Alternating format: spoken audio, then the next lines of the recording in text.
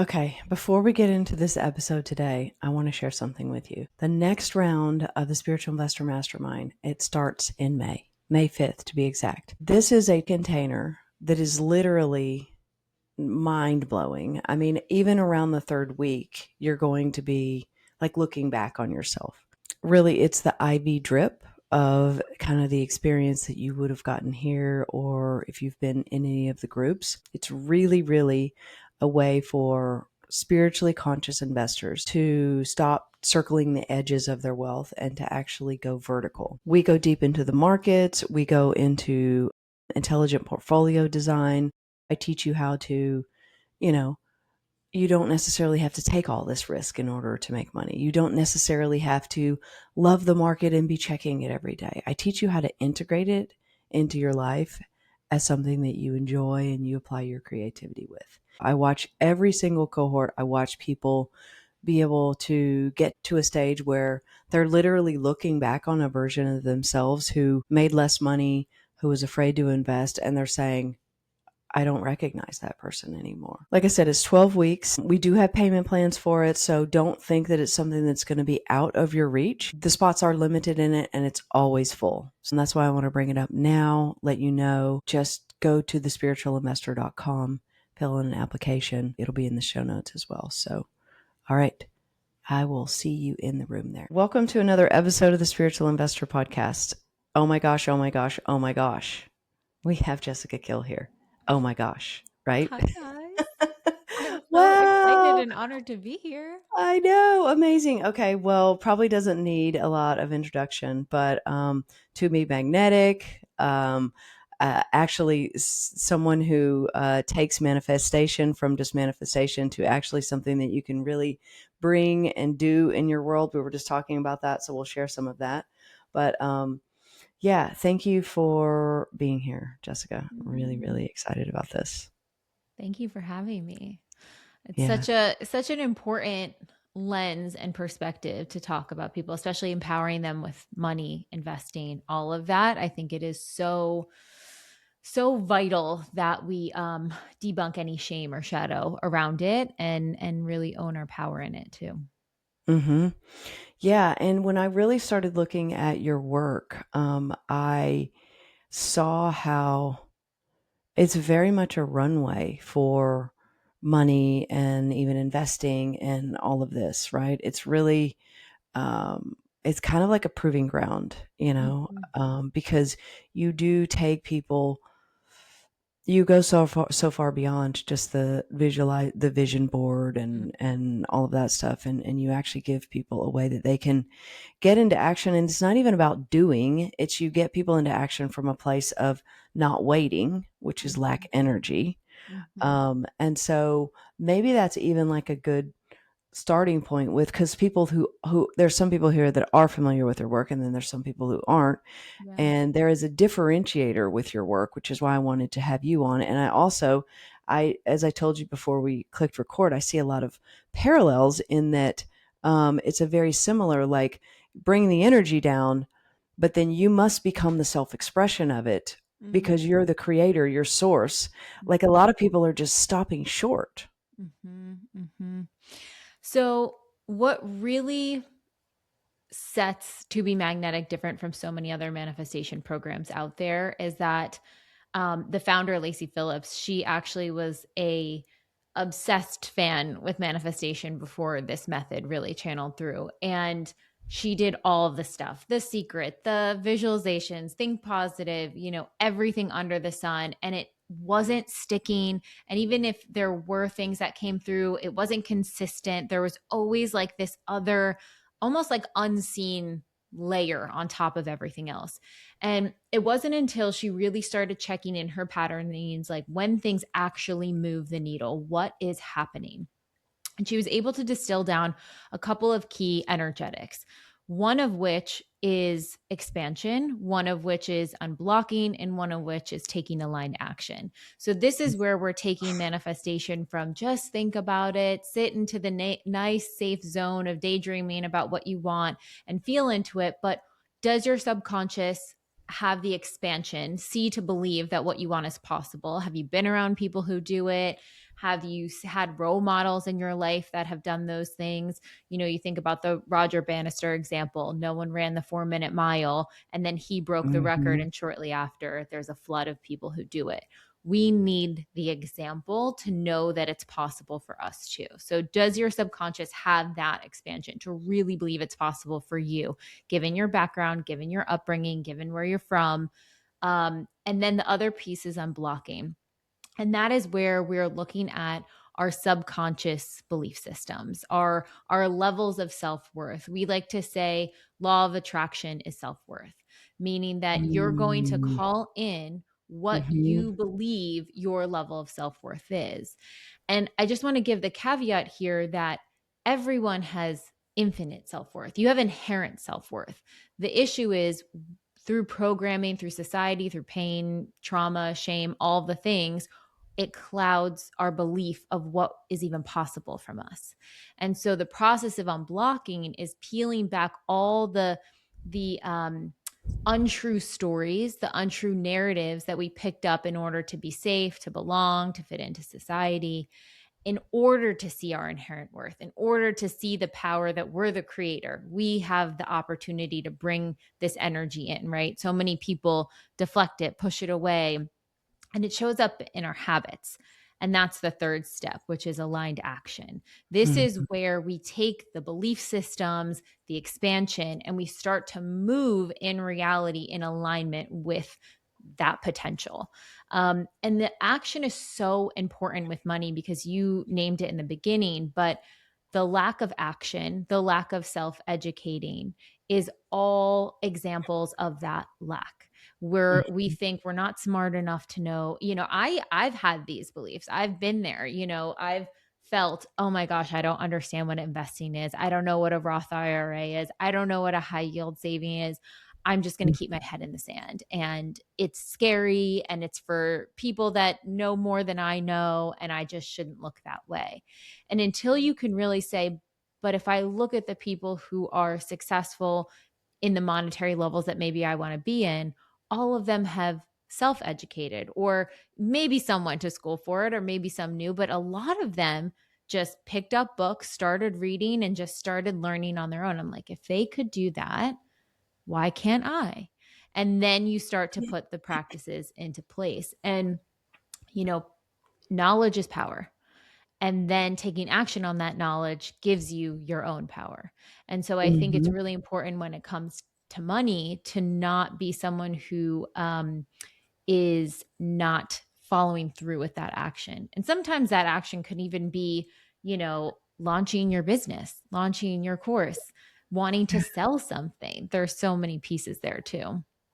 Oh, this is so good. I mean, I already feel further along just like listening. I'm feeling like hopefully you guys listening to this can see that it's while it's not linear, what Hmm. she's talking about, she's describing it in a linear way so that you can at some point fall into one of these steps, which leads you to the next step, which kind of brings you back into it all together again. I'm wondering, Jessica, where does desire fit into that model that you just described? So, one of the first sort of steps that we look at when we take our members through this journey and our community through this journey is we call it our authentic code. And it's the 4 pillars of the things that we value the most, that light up our soul, that excite us, that feel aligned with our purpose. And sometimes they can be very specific, tangible things. Like one of my pillars is home. But to me, home doesn't just represent my house. It represents a place where Mm. I can retreat, have a sanctuary, like come back to my energy, slow down, get into, my more feminine, resting energy. It's really important that I have a base to do that, especially doing like such big work, sharing with so many people. I need a place to come back to myself. And for other people, that could be, arts and crafts, that could be creativity, that could be so many different things. But for each person, you're going to have 4 pillars, especially at different seasons in your life. And so we take them through this exercise where it's like a values code exercise where they can understand what really matters to me. Like on an authentic level, if no one was around, if I had infinite resources, like how would I spend my time? What would joy and value really be? And I think getting clear on that, especially even before talking about money, is really important because it helps you understand your why. Why do you want money? Why do you want to be abundant? What will abundance give you? What is the thing you're actually searching for that you think abundance holds the key to? And it's going to look Mm, different for everybody, but I would argue it's probably a mix of safety, security, peace, freedom, autonomy. And I think when you can see it in that lens, you start to see money as just a tool of getting those things. But there's also a lot of other ways to get freedom, autonomy, safety, security. And if you can start seeing the places in your life that you may have some of those things already and see how there's flow there, then it's mhm, like, oh, it helps you expand and to see, okay, if there's flow there for me to have safety in my home, even though I don't have the big dream home that I've always wanted yet, can I see a small pocket of it? Can I see that portal being open?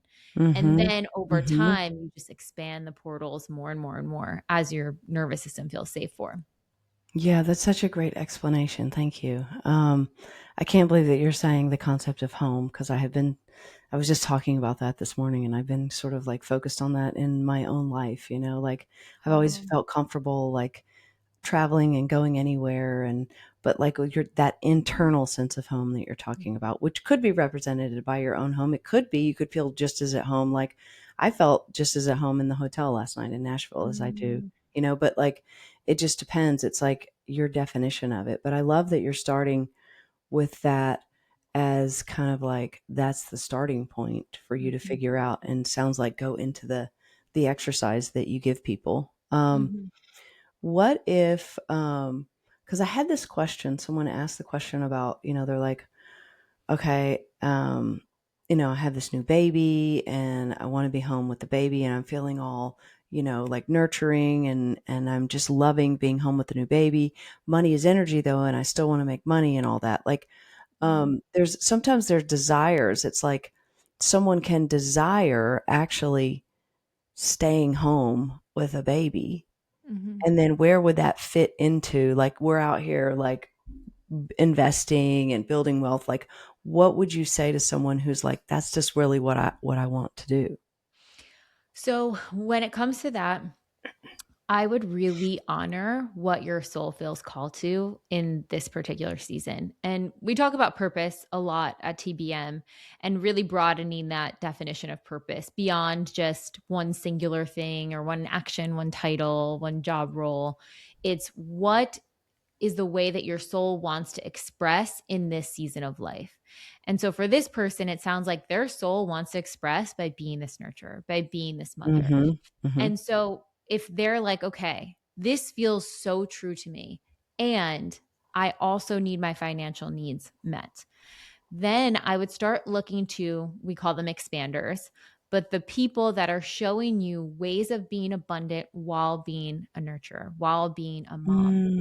And so mhm, that might be learning, hey, that extra savings that you have just sitting in this account, you could actually be investing it here in very little time and spend most of your time nurturing your child.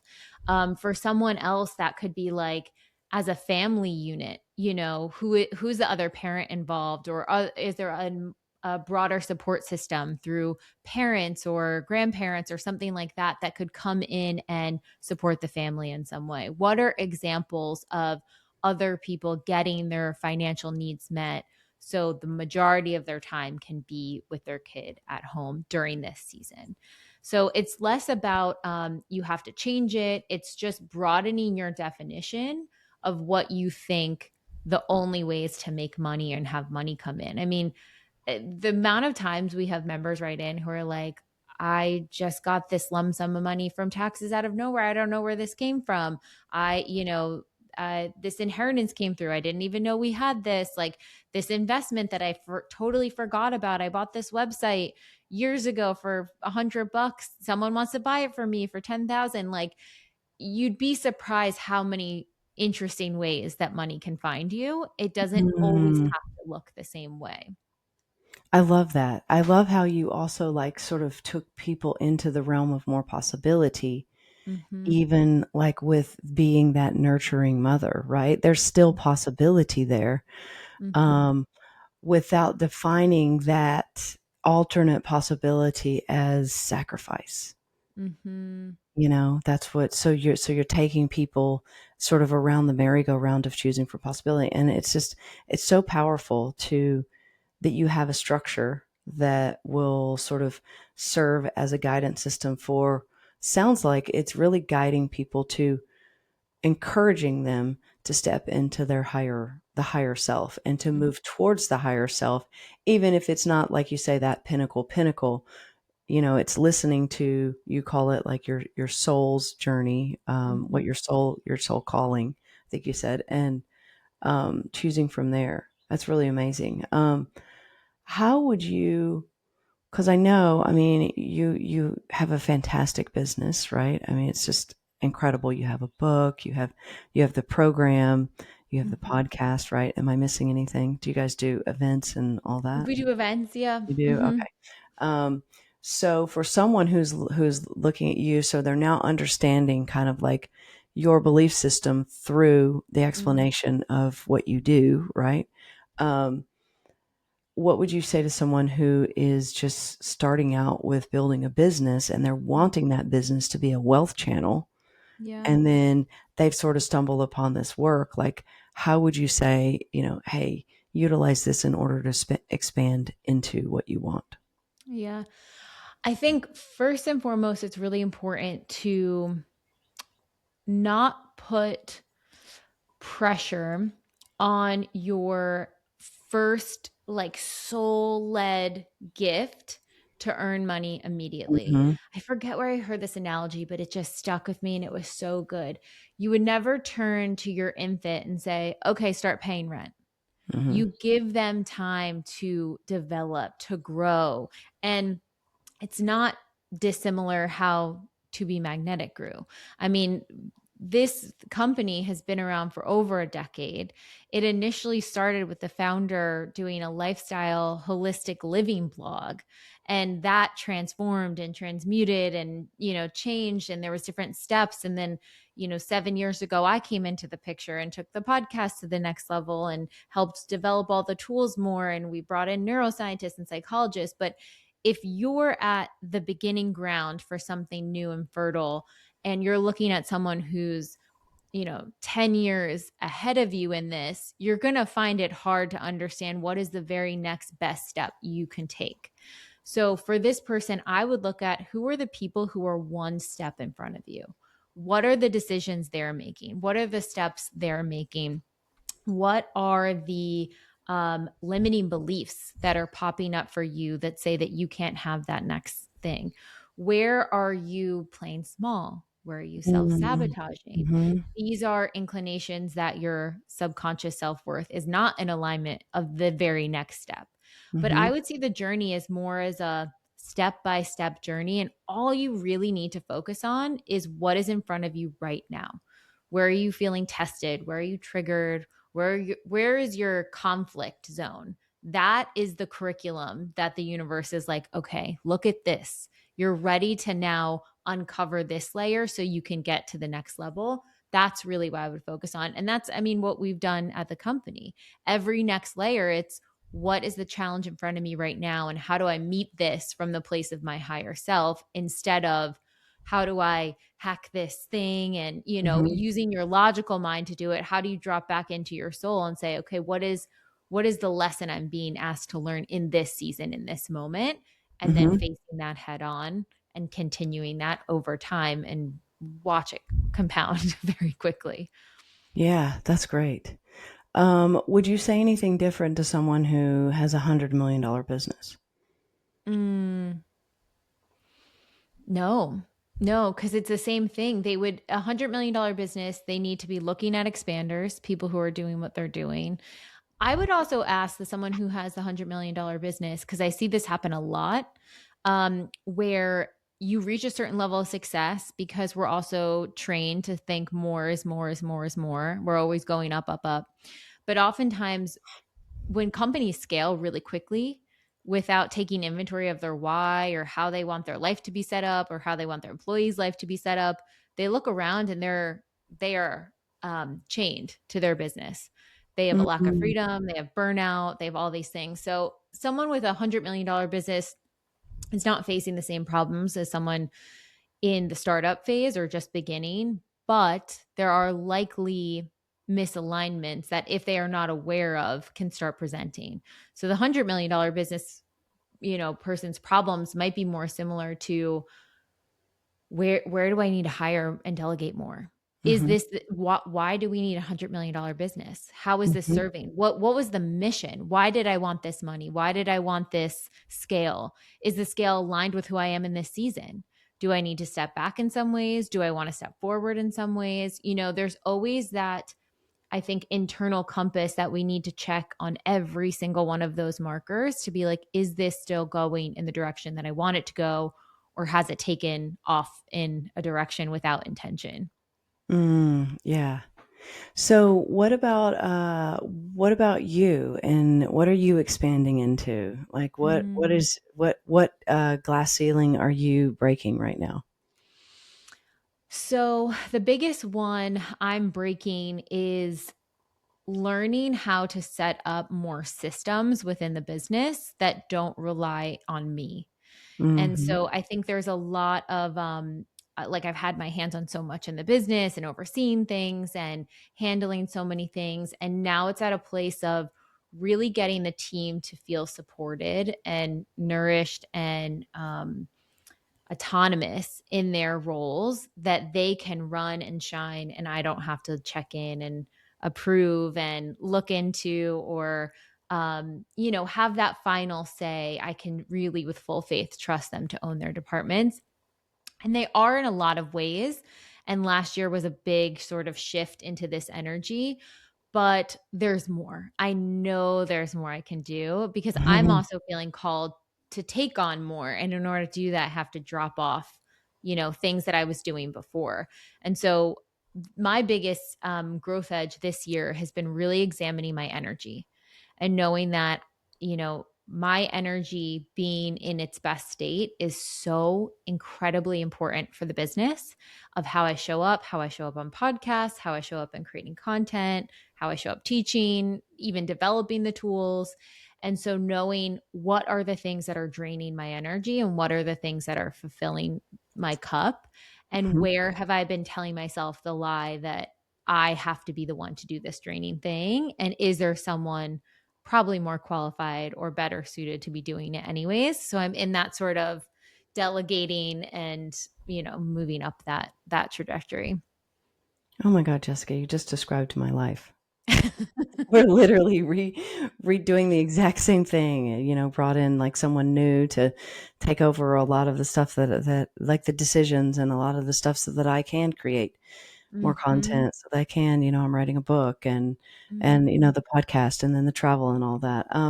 What I found, is yeah, and it's all a function of managing energy, right? And so Mhm. um what I found is that there's a process of letting go, but then it's not letting go and then that decision just goes poof. It's not mine anymore. Mm. It's a letting go, and then where does my responsibility shift in Mm. that? And it could be indirectly related. For example, I'm letting go of being the one that people would check in with on, a daily or weekly basis even, right? Mhm. Mhm. Um, well, but there's an elevated there in that space, because that's an Mhm. opening. There becomes an elevated responsibility for me that it might not even look like it's related to that. But Mhm. managing the energy isn't just allowing the space, and you probably know what I'm talking about. Mhm. Now it's what's my responsibility when it comes to um, interviewing people on the podcast, we could say, for example, right? Mhm. How does that change? So the process in itself is allowing me to re-examine the things that I do rather than because otherwise it just becomes about getting time back, which is linear in 3D, and nobody wants Mhm. to live in that world anyway. Mhm. So it's like, you see what I'm saying? Management of energy, I think is it's a little bit, it's almost like a raising of the standard from where it Mhm. was before, instead of just a point of ease. And I'm kind of like what you're saying here. You're saying, well, now what do you get to look at that you want to do?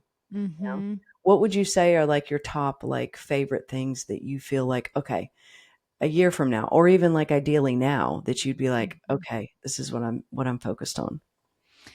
I mean, even just filling the space and switching that energy too, for me right now, like being called to create a lot more content and Yeah. to film more things, to like shout from the rooftops of the things I'm passionate about, get the message out there, like just have the energy and bandwidth to sit and put that out in a way that feels aligned.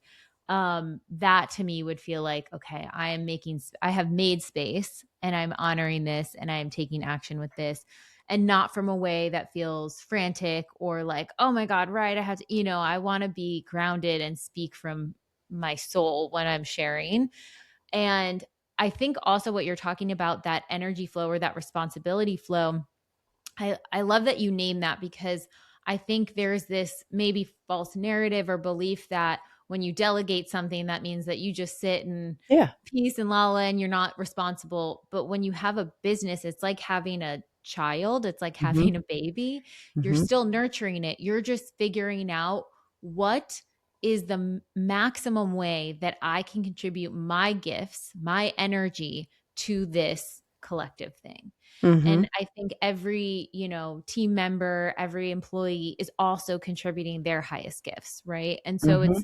it's especially as a business is growing, it's learning, okay, where have those skills and gifts evolved, and like where are people at now and where are they at in this season? I mean, even our founder, like she became a mom of two over the past 2 years. A lot of her energy is home with them and spending time with them. And that's changed how we've reconfigured the business and how we show Mhm. up and handle things. And so Mhm. I think it's really being present of, I mean, we do this every quarter. We're like, what is an energy drain? What's working? What's not working? Who's changed? Did someone get a skill set and wants to step into a different role more that we should be Mhm. elevated and noticing? Like it's a moving, breathing thing. And when you are dropping off energy that is draining you, it allows you to use your energy more cleanly and clearly for the things that are lighting you up. Yes, and I love the way that you explained it. It's so great. Mm, And it takes me into like, we have a mutual friend, Karen. We're just talking about her, and she's magnificent in all the ways, right? But one of the mhm, things that she and I were talking about just last night at dinner was, um, like how much she really does in the world. And like, I mm, guess I'm bringing this forward because also there's an element. I think sometimes people go to time, mhm, and if you look at her as an example, there's few people that I can see that actually do more, have more products, travel the way that she does, like just live life as full as she does. She's always like, you're in front of her, she's always available, she's always present mhm, with you. mhm. She's just like she's such a, I don't know, I'm completely in awe of how the way that she manages her energy, really. And Mhm, it makes sense because she teaches people how to manage their energy, and that's a lot of what she does, right? But she said last night, and she wanted to actually make it clear to everyone at the table. She's like, well, no, if I spend 10 hours traveling, I spend 10 hours at home. Like, it's mm, not a time thing for her. If mhm, one was caught in time, they would look at her life and go, how does she fit it all in? She must have a team of 20. mm, And mhm, this is the thing also that I notice, is that she's not an overwhelm. She's at ease. And I know other people like this as well, but it's like, I think that we're stepping into this age where we're seeing it's not about time. Actually, time allows us, like, it's almost an excuse for us. It's like leaning on the fence post to stand up, right? mhm, And also, it's like,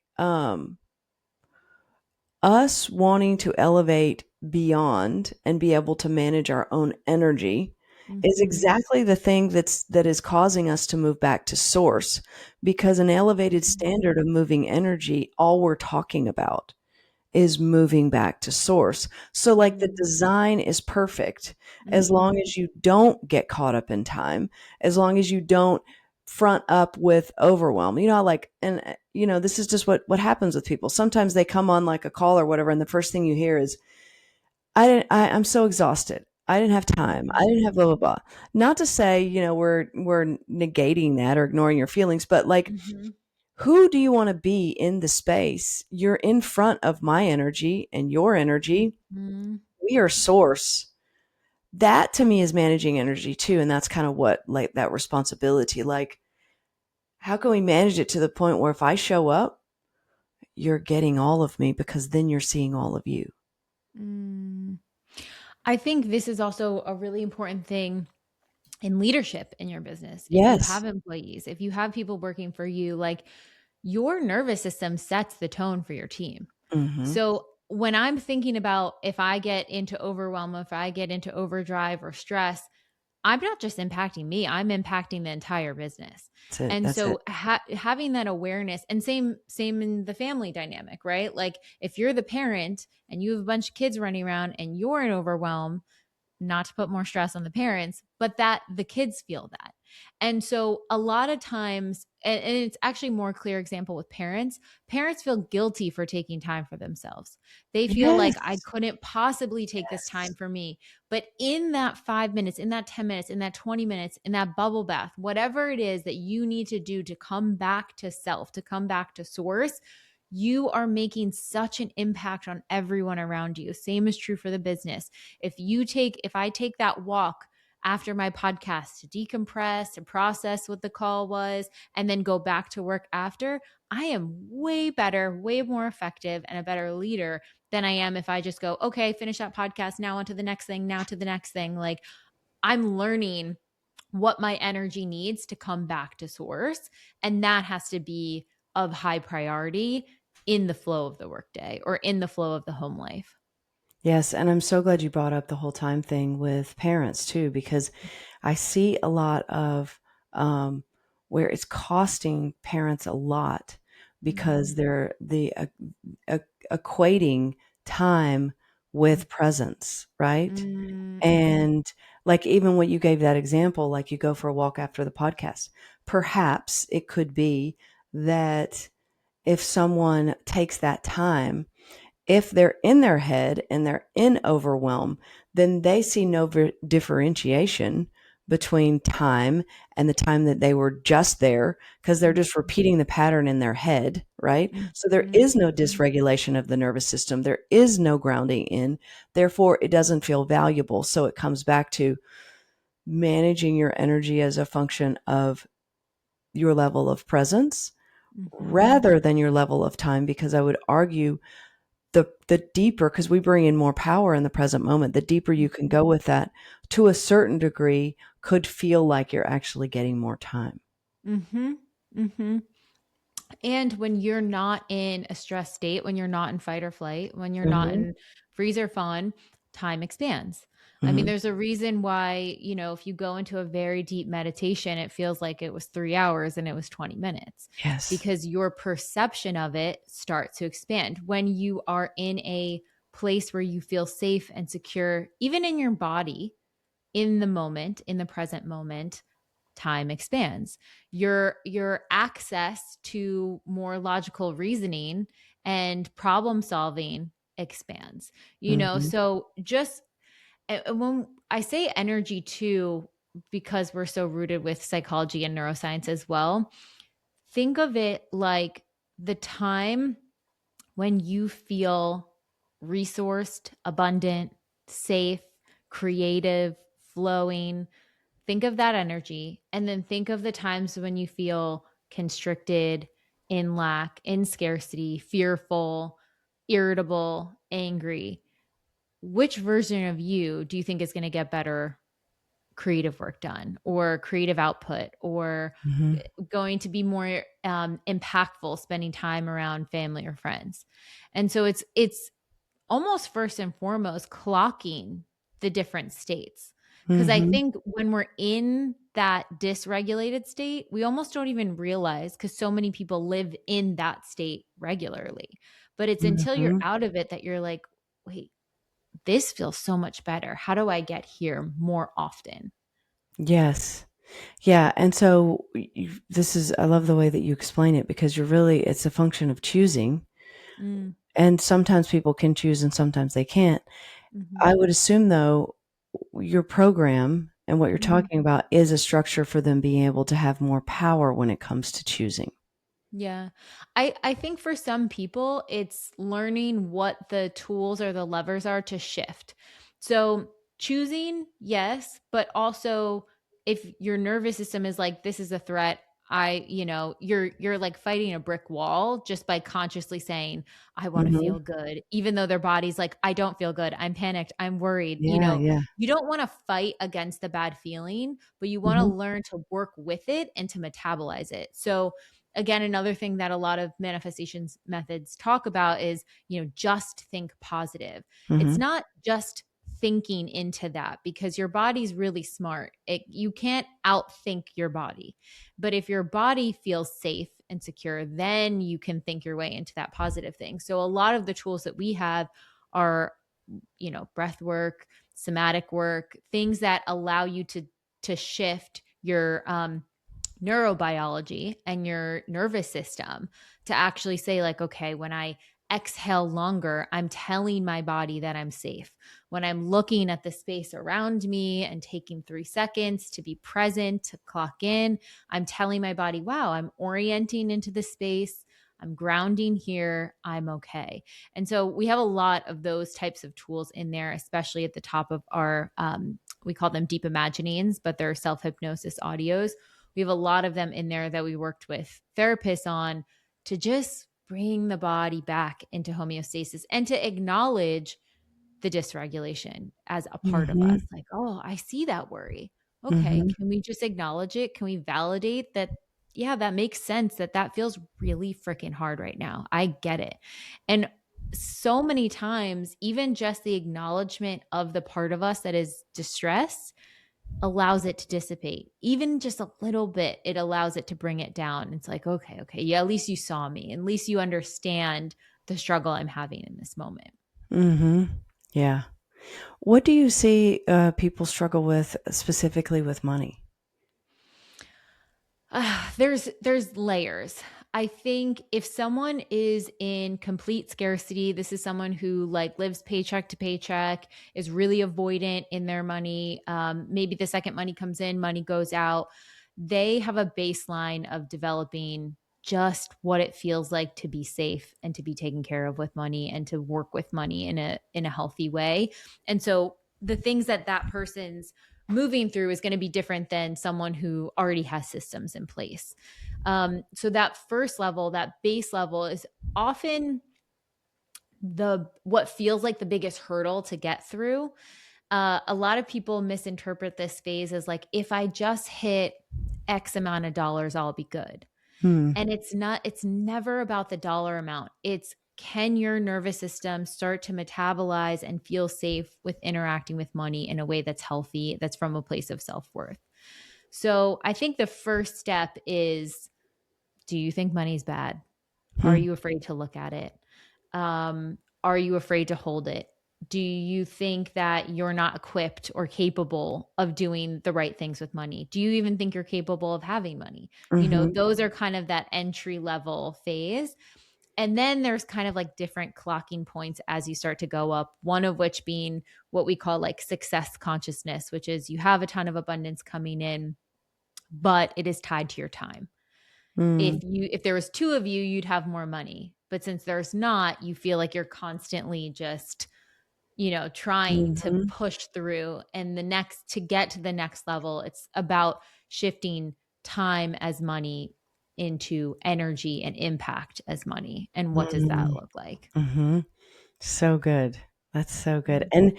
And do you find that people really get it and lean into it? And when they do, like, what does that look like for them? I mean, it is so freeing. We took our members through, we had a money challenge last summer and went through our program, but with the specific manifestation of money and their relationship to it. And the first step we had them go through was noticing abundance everywhere in their life that wasn't money. Mm. Abundance in nature, Mhm. abundance in love, like Mhm. just start expanding that this is not the only way abundance comes through.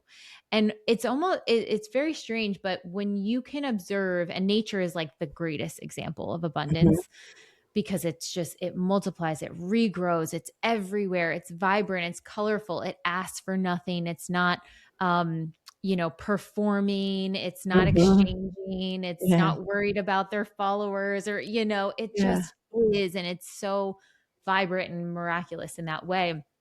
But when you start to see abundance can come in so many different forms, especially for the person that's at that first level, it doesn't feel like money doesn't feel special. It's not like, oh, it's this sacred thing that lives above me and that I am just always in lack of. It's like, oh, there's different types of abundance, and abundance comes in waves, and it's like an ocean. It's not just always flowing. It's okay to be in a lower period and then it'll come back in again. It's a trust and surrender process. But yes, so when they went through this process, I mean, it changes your entire wiring around money in so many ways. And then what do you feel like that gives them access to? I would say not only actual money, like money will come through, more sustained money will come through, growth in their income will come through, all of that. But I think it's even more valuable than the money in a lot of ways. Obviously, you need a certain baseline to survive, but internal peace and guidance and Mm. connection that, like, you can source that safety within. You can feel Mm. into that sense of abundance within. That is with you all the time. No one can take that from you. Whether you have X amount in your bank account or you don't, Mhm. that energy is always within you. And then you see the money, you can actually see it as energy, as something that like comes in and comes out, and it moves with the tides Mm. almost. Um, but it's less this grip it has on you where it feels like you're always in battle with it. It's always something you're longing for, something you're Mhm. pedestalizing, and it just Yeah. becomes one of the things around you in your orbit. Yeah. Wow. I love how you phrase that. I love how you talked about, it as being a function of feeling safe, right? And being Mhm. able to see it as that.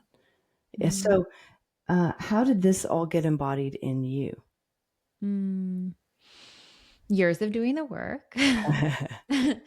um I think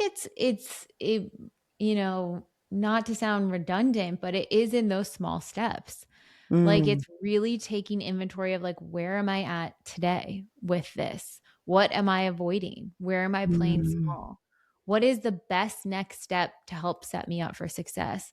One of the biggest things I did for myself financially was, um, before I had any sort of large amount of money coming in, learning about what I would do with it if that came in, Ah, I see, learning yeah. my Uh-huh. my system for money. Mhm. So then I started to break down, let's say, monthly income. And I would say, okay, well, a percentage of that is going to go into this, savings. Percentage of that's going to go into investing. This one's going to cover my bills. This is going to do this, and starting to automate those systems. And what that did, and that was probably when I was, a little bit, I was out of scarcity and money was coming in. But what that did was expand my ability to see, okay, well, if this amount is coming in and I know exactly where it's flowing, I know why it's flowing there, I know how it's helping me, what's the difference between that and 10xing it? I know exactly where it's going to go. I know how I could handle it. Like, I don't become fearful of what would I do with that money. We don't even we want more money. We think about that all the time, but if you think about it came tomorrow, would you actually know how to steward it?